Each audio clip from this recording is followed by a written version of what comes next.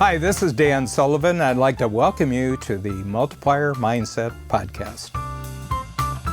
Today's Free Zone Transformation story is Jason O'Neill, and Jason is a really remarkable entrepreneur, leader, innovator, primarily the real estate industry, and he's in that northern upscale suburb of Indianapolis called Carmel. So I've had quite a number of entrepreneurs from Carmel, Indiana.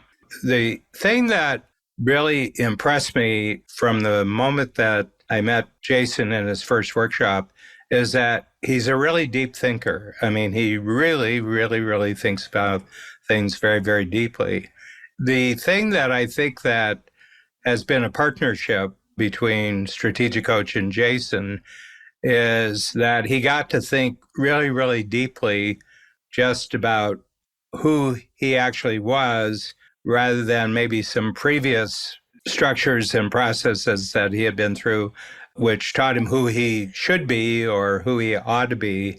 And I think what he's really loved about Strategic Coach is that we kind of want the person to meet themselves and kind of like who they are.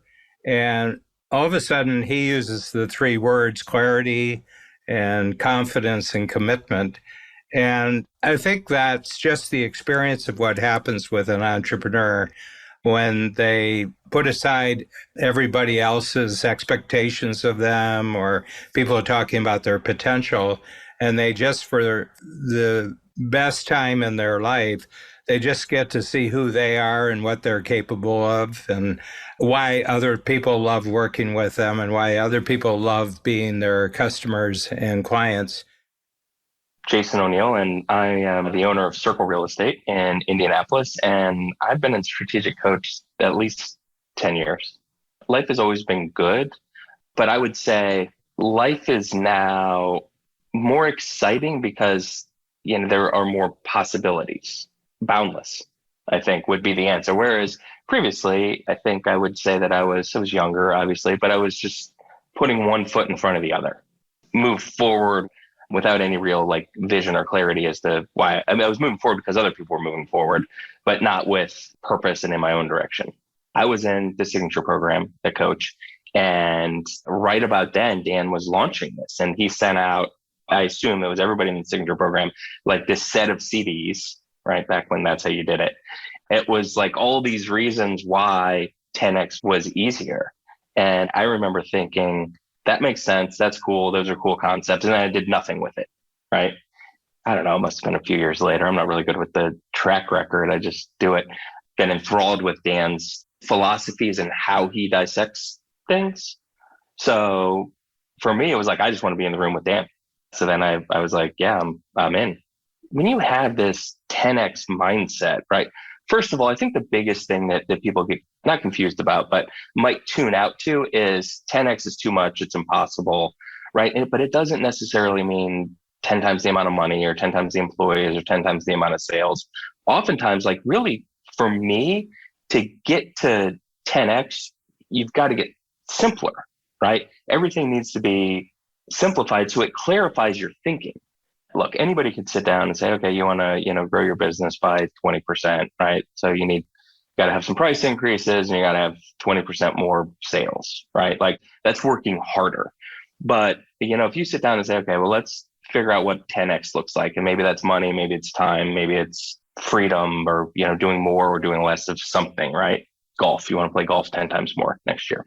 You really have to approach a problem in a totally different way, other than, okay, well, I've just got to make 20 times more phone calls this month, year, decade. I started a boutique real estate company, so it's all been progressive, right?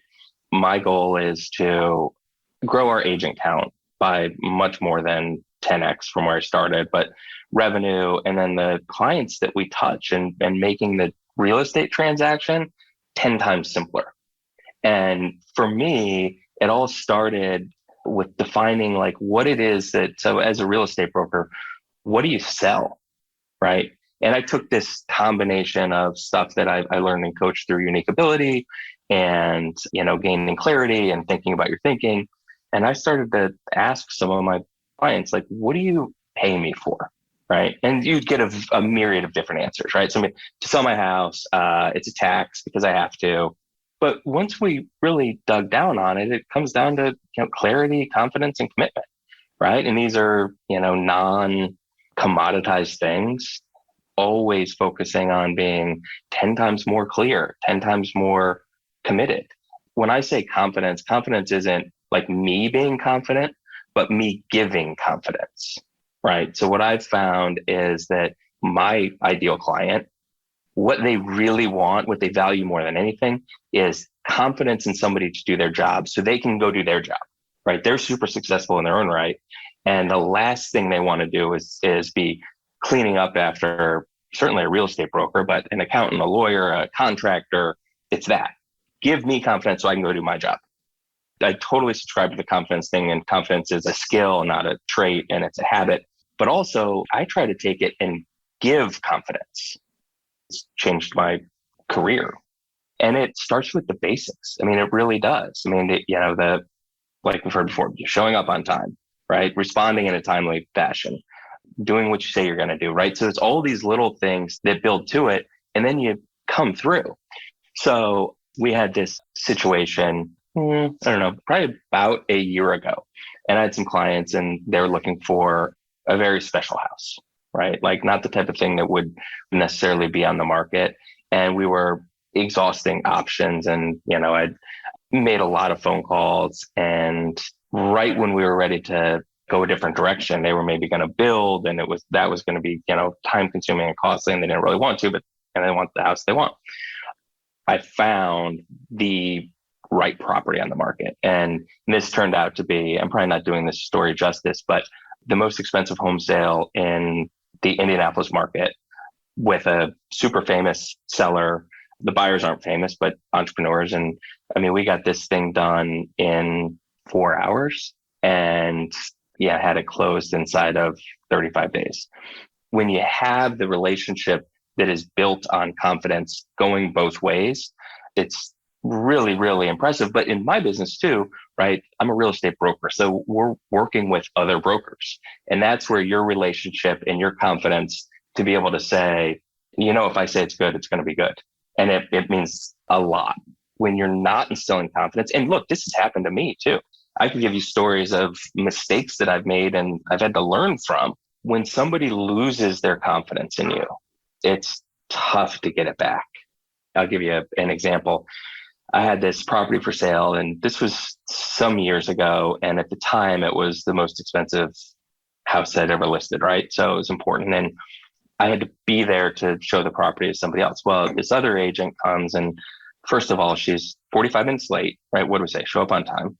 She's all over the place, and she's trying to reschedule her appointments. And, her client is the CEO of some company. And, I don't know, he might have not wanted to be there. And we're going through the house and making excuses, but it was a bad situation. What happened was we exited the house through the garage with the intention of coming back in.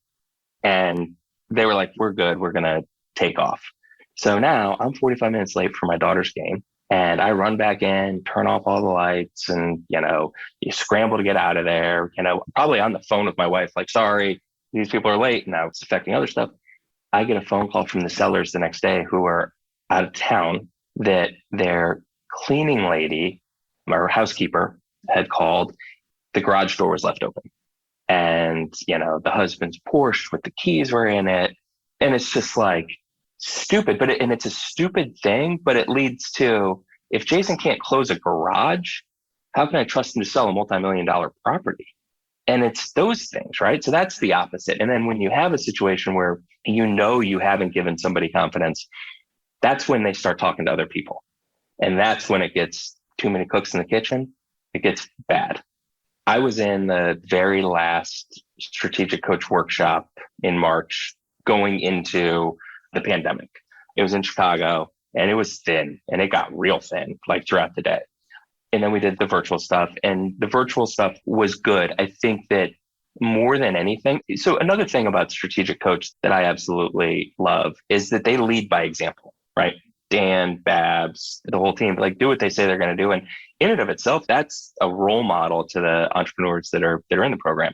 But going back, it's all of the senses, right? It's seeing the faces, it's smelling the food, it's walking into the building, it's seeing Dan, it's hearing his voice, not through speakers. It's, pushing your chairs in the corner. It's awesome. And the energy was amazing, but the inspiration was even better to hear the growth stories and to hear how happy the men and women in my group were a couple of weeks ago to be back was awesome. The hotel, the restaurants, like it was good. And it was good to see those faces. I feel great about it. I found myself almost moved to tears as I listened to Jason talk about that, but it was just the experience of being in coach program. And then we have a special dimension where you can really go and do a deep dive with one of our great team members, Julia Waller, and you can go to the unique ability, the deep dive on unique ability. And I really could see his real comfort and his real relaxation of just who he was and who he was going to be even more and more so for the rest of his life.